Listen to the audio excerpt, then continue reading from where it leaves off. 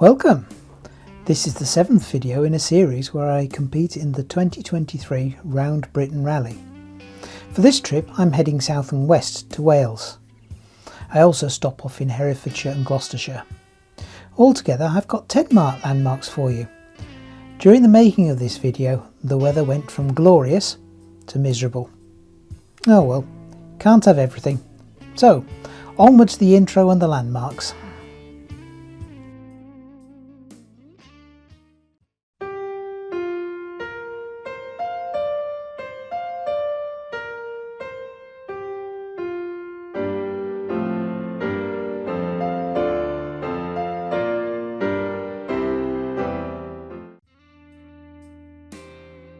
So, we're on our way to the first of this trip's Round Britain Rally points, and this is Powys 1, the Brintail lead mines. I had expected to find more information about these online, but it was not to be. All I could really find out was that the mine, which operated in the late 19th century until it closed in 1884, has 3 main shafts: Murray's, Gundry's and Western. The majority of the buildings are associated with the Gundry's shaft and include a Bairites mill, 2 crushing houses, ore bins, roasting ovens, washing and picking floors. There are other administrative buildings too, like a manager's office.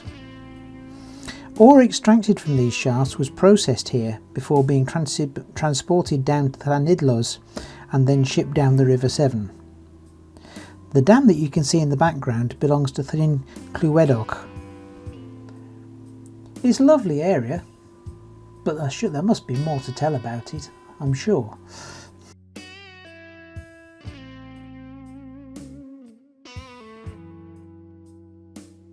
Now then, hello, we're back again. Now we're in Wales. In front of me, the Brintail lead mine.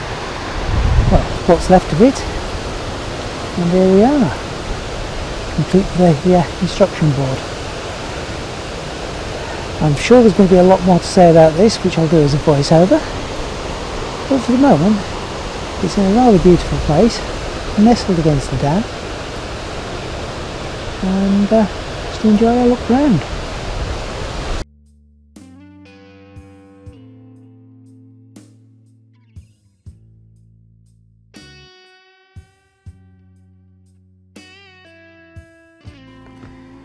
We are on our way to the second of the landmarks on this day's trip, a horse statue in the garden of the Woodlands Tea Shop.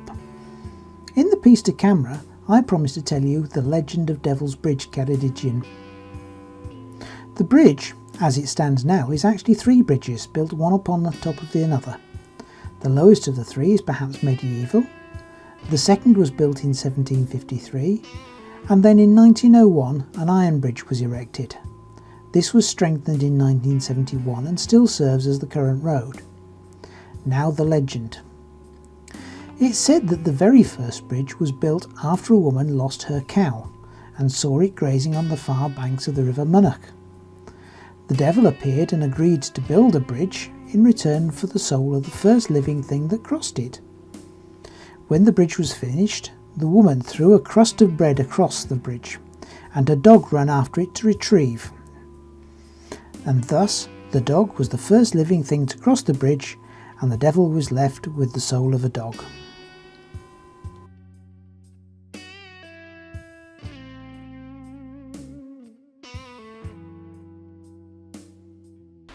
Now then, how do we again? Now we're in West Wales, near quite a way over towards the coast, Devil's Bridge. And this RBR is your nos. However, number 76 has gone without their card. I think that's been here for a while because I've seen it on social media before. But there you go. The horse statue at the Woodlands Tea Room. I'll tell you the tale of Devil's Bridge, but I'll do it as a voiceover. But for now, we're here. It's time for tea, I think. There we go. And there's the tea room. Speak to you soon.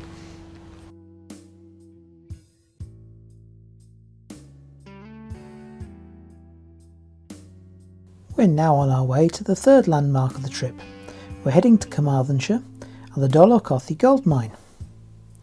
Gold has been mined here for thousands of years. There's evidence that it started in the Bronze Age with panning for gold in the Cothi River. When the Romans arrived in AD 74, things got a bit more serious. The Romans made use of waters carried in several aqueducts and leats, the longest of which is 11 kilometres or 7 miles long. The water was stored in tanks and then released suddenly to expose the bedrock and any gold-bearing veins beneath. This method is known as hushing, and this was still being used in South Africa in the early 20th century. Once a suitable vein was discovered, open cast mine was created, and the water was then used for washing the material extracted from the mine. It's also suggested that a water-driven hammer was used to crush the ore in the Roman times. Once the Romans left in the 5th century, the mine was abandoned. There were attempts made to revive the mine in the 19th and early 20th centuries, but they came to naught.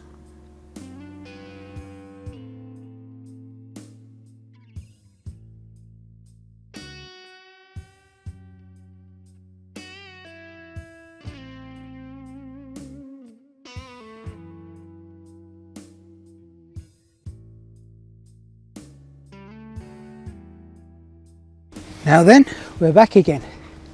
Still in Wales. This time we're on a hill with a fair bit of history. So this hill is called Dolaucothi, and it's a gold mine. And apparently the gold mined here was some of the purest around. Or at least I think that's what I remember from when I was here quite some time ago. So that is how Dolaucothi looks now. I don't know if you can see through the trees, the winding gear, some of the old trucks and things like that.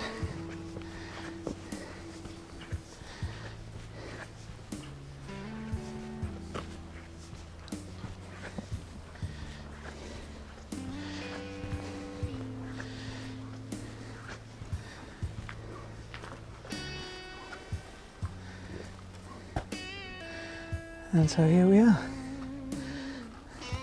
Lovely bucolic location, which was the gold mine.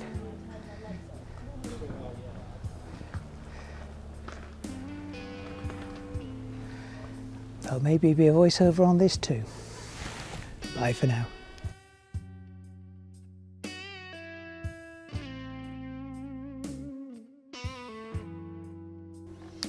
We continue our journey south and west to arrive at a most unexpected memorial. The stone itself, as I say in the piece de camera, is quite unremarkable, but what it represents is most unexpected. In 1961, just 16 years after the end of World War II, German panzer tanks were seen on the streets of West Wales heading for their barracks. As you can imagine, this was quite controversial. So why did it happen? It came about due to the lack of suitable training areas in Germany, meaning that the German tank regiments had nowhere to perform manoeuvres or live fire exercises. In the event, the German soldiers were able to integrate into the area, and by the time they left in 1996, there had been 140 Panzer weddings. Why did it end? When the Berlin Wall fell, there were several areas newly available that the German army could use for training that were considerably less expensive than exporting their troops to Wales.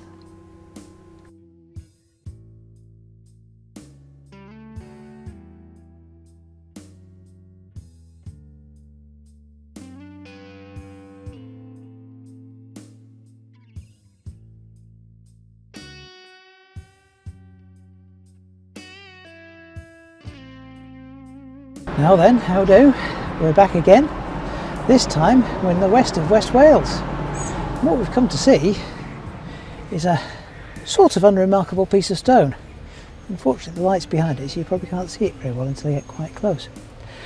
But this is the Federation Memorial, and it was presented by the Federal German Army to commemorate their departure from Castlemartin Barracks, or Castlemartin Camp, after 35 years, and it was presented in 1996. So, not a remarkable piece of rock, but a very interesting piece of information. Hope you've managed to hear me all right. The road is a wee bit noisy. Catch you later.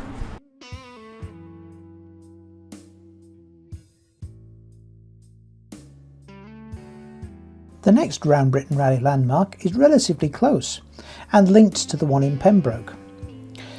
We're off to photograph the Gate Guardians at Castlemartin Camp. Castlemartin was originally established in 1938 by the Royal Armoured Corps. The ranges were abandoned after World War II, but reinstated in 1951 when the Korean War started. As you will already know from the previous landmark, the Federal German Army was stationed here, or part of it was stationed here from 1961 until 1996.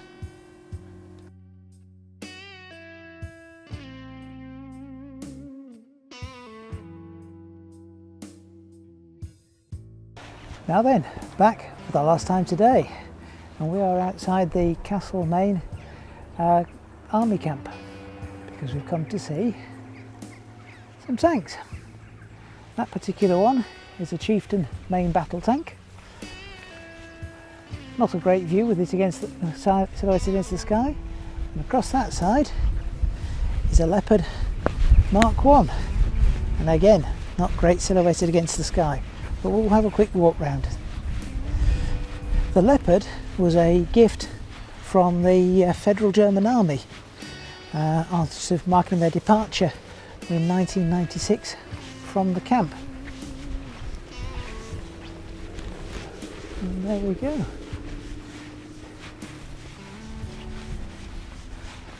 It's looking a bit second-hand, it has to be said. Not sure I'd want to ride it into war at the best of times.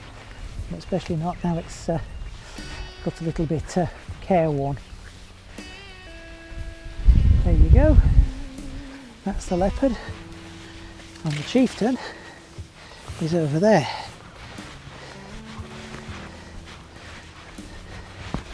The Chieftain was the British Army's main battle tank from 1965 till 2003. And this is apparently a late version. And there we go. And this was presented by the people of Pembroke to the camp because it was on display in Pembroke town. And there you go.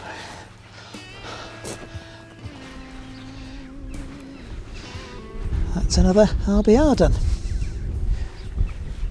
So now, just find somewhere to kip for the night and we'll start again tomorrow. See you soon.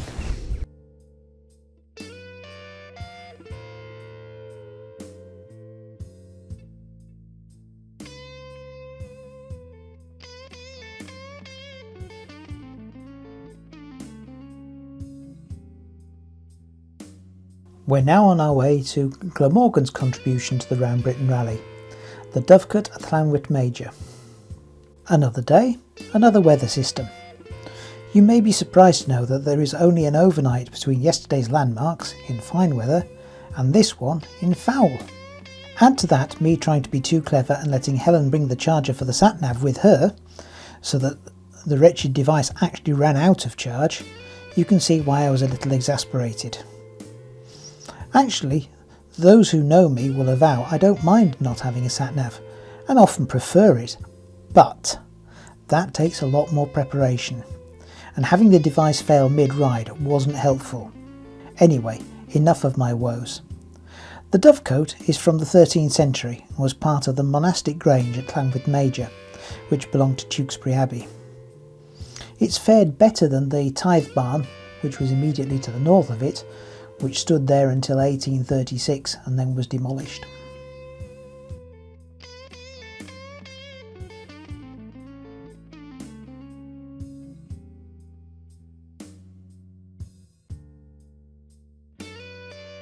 Okay, so I'll fess up.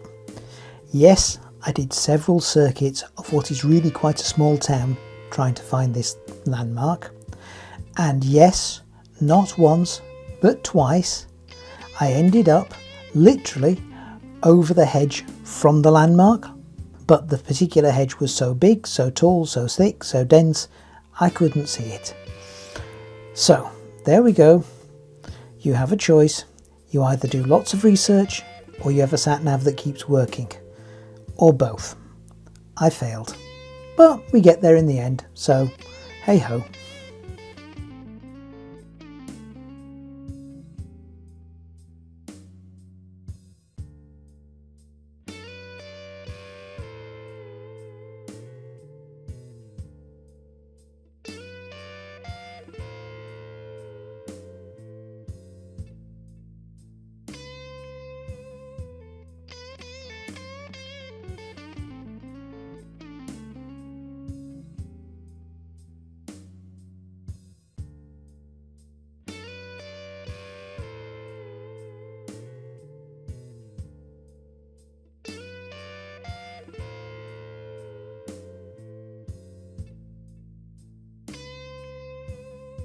As you'll have probably seen from the video of getting here, this one was a little pig to find, and of course it would be the one where the sat-nav's actually given up and failed. Let me just wipe the camera. There you are, can you see better? So what have we come to find? We've come to find that little lump, which is a dovecote, the original medieval fast food joint. So it's a bit of information about it. It used to be relatively common when we had lots and lots of manor houses. Pretty much everyone would have a dovecote, and they're all much of the same sort of size and shape. But that one's a nice example. So hopefully the next place will be easier to find, and I won't have to be running around for quite so long. Catch you later.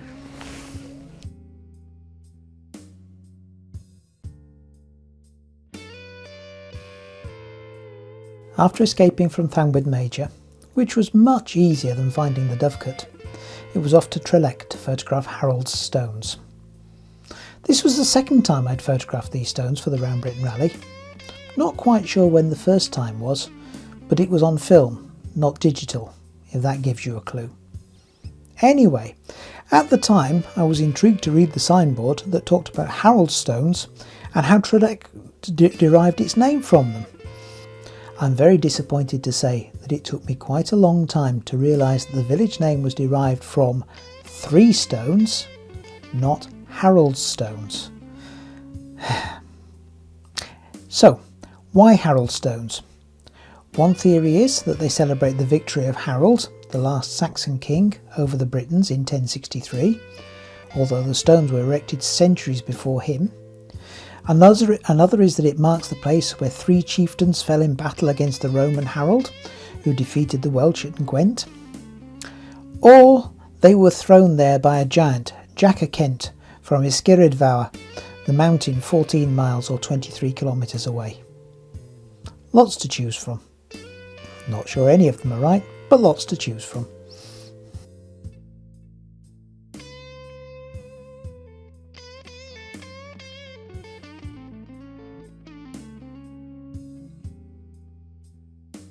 Now then, how do? I shall be very, very quick because I'm causing an obstruction.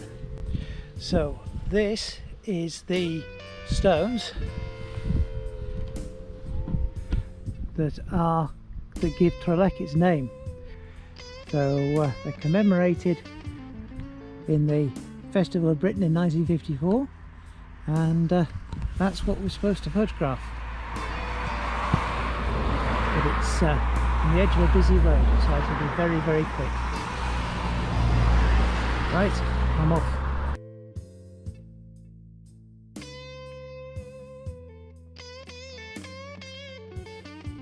For the last Round Britain Rally landmark of this day, we've hopped back into Englandshire.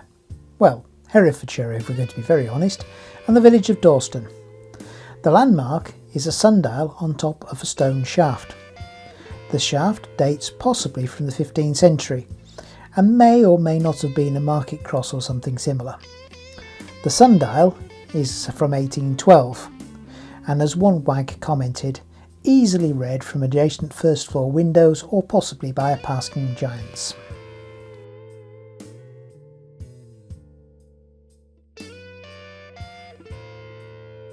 Now then, how do? For the last time today, we're in Dalston, which is back in Herefordshire in England, and we've come to see that. Get you a bit closer. So it's an old cross shaft with up on top sundial. Unfortunately, because of the conditions today, it no worky. Never mind. Right in the middle of a lovely little village. So that is the end of today's RBRs. We'll be seeing you later. Bye for now.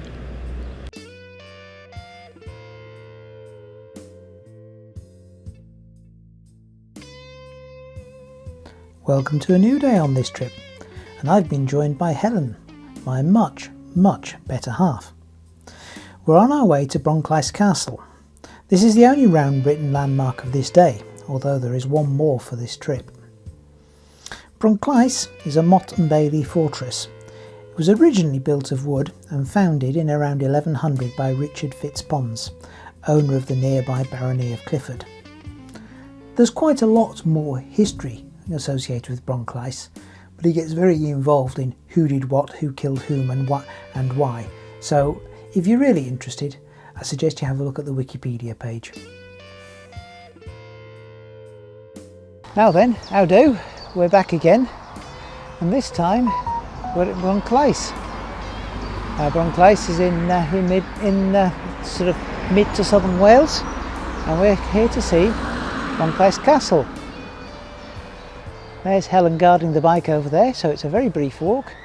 So we'll just walk quickly around this corner, and we get to see the keep of the castle. In my usual fashion, I'm under-researched, so you'll get a bit more information when I get back home and I can do a voiceover.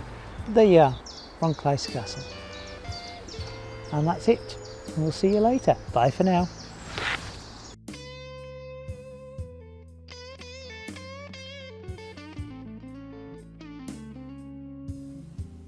A new day, and as you can see, the weather has turned again.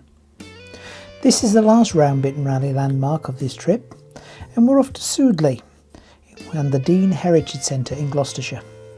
The site at Sudeley has a history stretching back over 400 years and owes its existence to the brook which flows down the Sudeley Valley and was used to turn water wheels, providing a power source.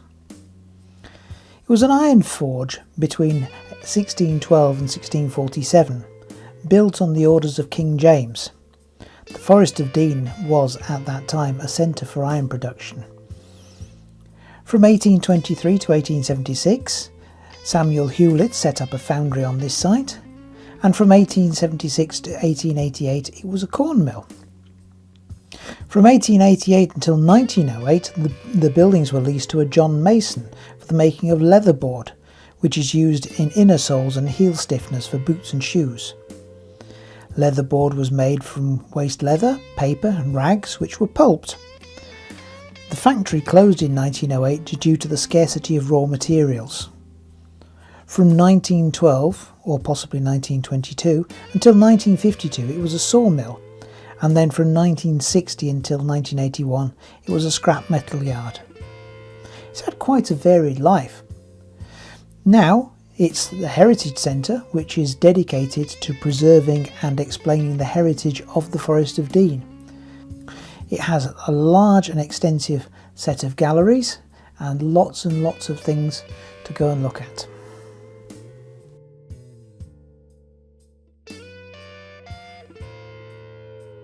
Now then, how do? Welcome to another drippy day in paradise. Today we've got to the Dean Heritage Centre, Soudley in Gloucestershire, maybe Sudeley, not sure how it's pronounced, but there it is.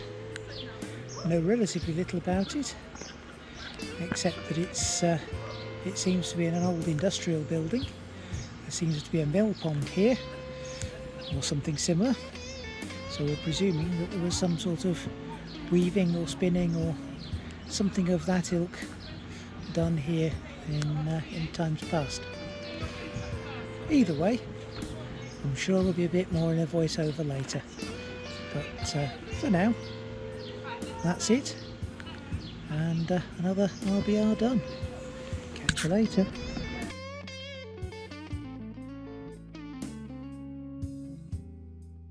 It's now time to leave you with the traditional skitter down Staxton Hill. Where am I up to with the Round Britain Rally landmarks?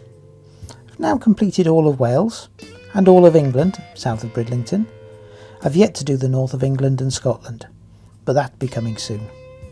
If you haven't seen them, all the earlier videos are gathered together on a playlist on my channel. I hope you've enjoyed this video. If you did, please give it a thumbs up, subscribe and hit the notification bell. Thanks again for watching, and I'll see you in the next video.